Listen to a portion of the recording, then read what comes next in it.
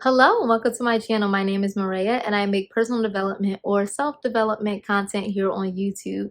And so in today's video, I really wanted to come on here and talk about monitoring people's feelings. And when I say that, I really mean like if you're in a situation where you have been around people who, especially like with your romantic relationship with your partner, and when their emotions are high, your emotions are high, but when their emotions are low, your emotions are low. And just really where that stems from is what I wanted to talk about, and also how to make sure to stop doing that, as well as making sure that you are redirecting yourself in those moments. So, to start, a lot of the hypervigilant or monitoring people's emotions really comes from childhood. And as you will know, everything stems from childhood.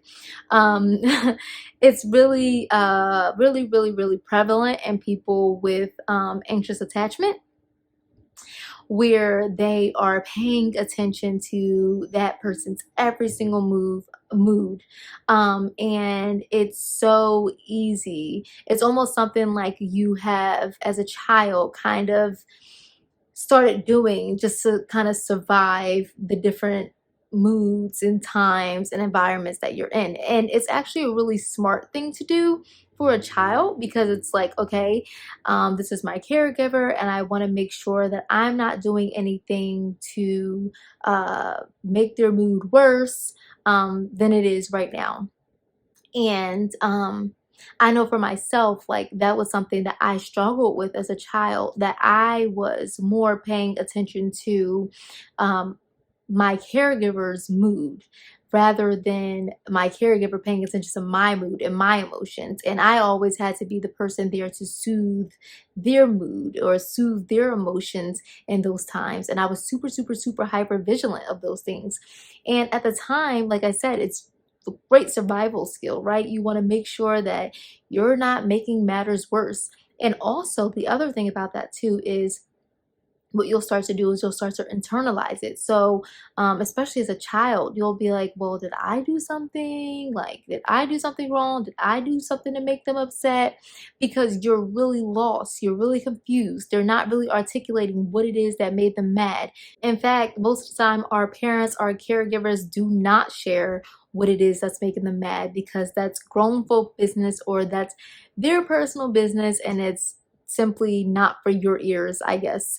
And so that is something that you won't even realize, that you'll start to internalize those things subconsciously, because you are so confused as a child and you don't really understand what's going on or what made them mad. But what you do know is that you do not want to add to that, because whatever they're feeling in that moment, they are going to lash that right out on you. And so that's what I wanted to first talk about, is like where it stems from, where it comes from.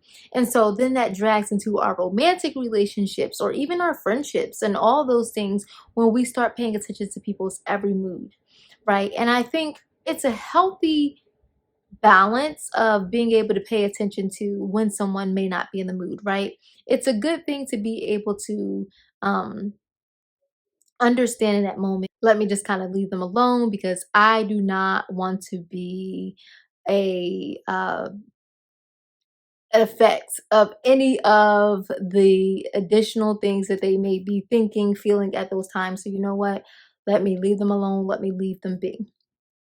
Um, but those things start to move over into our romantic relationships, where we pay attention to everything that our partner is doing, everything, to the point where, like, if they're not in a good mood, we instantly notice that. We instantly pick that up, because that is what our mind is wired to do from childhood. And then in that moment, we're just like, okay, you know what? Um, I guess I gotta go back to being like not that much in a good mood, or I kind of have to suppress like how I'm feeling at the time, even if I'm feeling happy, even if I'm feeling jolly, even if I'm feeling like all energetic and stuff like that. Like, you know what? Actually, it's best if I just act like that, because I don't want to trigger anything for them, or I don't want to do anything to them that's going to like upset them or anything like that. Um, and so when we start doing those things, what it ultimately does is it deprives us of our joy. It deprives us of our mood because it's number one, not fair to ourselves for us to be putting ourselves in a bad mood based on the people around us, our romantic partners, or like I said, our friendships, anything. It's not fair to us to do that. And so my tip to handle things in this moment is to just remove yourself. It is simply to just remove yourself to find something to do in order to keep yourself away from that energy. Because what you don't want to do is internalize that energy, right? I think sometimes it's so hard when it's someone that you love, someone that you care about, and someone that you want to be around, you enjoy being around. But it's okay to tell yourself in those moments, you know what? This person needs time right now. They need time to be able to think through their emotions. They need time to be able to go through their emotions. They need time to be able to really calculate how they're feeling and feel the things that they feel.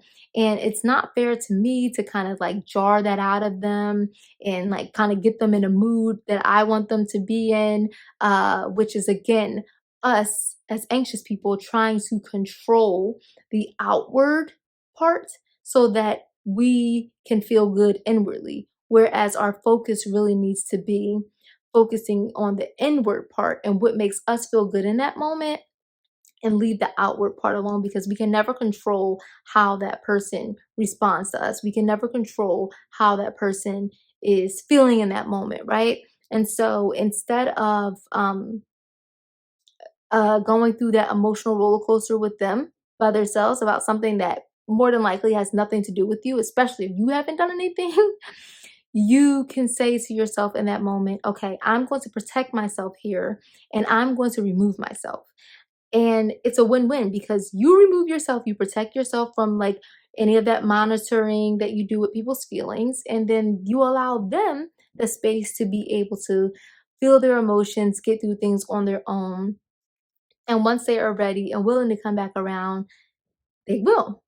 And so I just really wanted to come on here today and talk about this because I think it's so important. Like I said, to number one, understand where it stems from. It stems from childhood.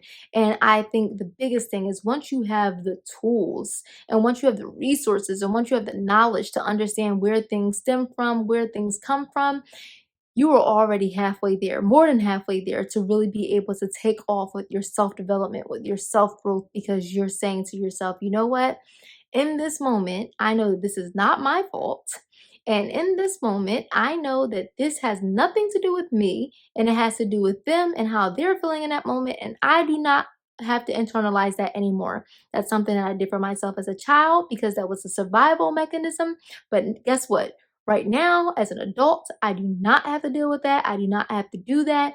And my emotions are my emotions, and their emotions are their emotions. And they're an adult, and they can go through and deal with their emotions on their own. In the meantime, I'm gonna go over there and I'm gonna keep myself in high spirits because life is way too short to be affected by other people's feelings and emotions and for me to be monitoring other people's feelings and emotions. And let me just put a disclaimer here. I'm not saying for a second, number one, that you should not have that awareness of people's feelings and emotions because that's also a healthy thing, like I said before, to be able to say, okay, they're not feeling well in this moment, let me go kind of leave them alone. But also, number two, you don't want to be heartless, right? You don't want to just say, I don't care about your feelings. I don't care about your emotions. You deal with them on your own. You can always just say, like, hey, is everything okay? Like, just checking in. I just want to make sure you're good. And if they say, yeah, I'm fine, or yeah, I'm not really feeling up to it right now, you can ask them, like, is there anything you need, anything that will make you feel better? If they say no, just, I'm fine. All right, well, I'm here if you need anything. And you go on your way and you go ahead and do whatever it is that is going to help you remove yourself and help you to remain in your good spirits. As long as you have offered, as long as you have been there to show your support, and they still, just kind of just not in the mood, that has nothing to do with you. Allow them that time, allow them that space, but do not internalize it. So that's really it for me. Thank you so much for watching. Please be sure to like, comment, subscribe. I'll be back again soon with another video. Leave a comment down below. I will be in the comments responding. Again, thank you so much for watching, and I'll see you again in the next video. Bye-bye.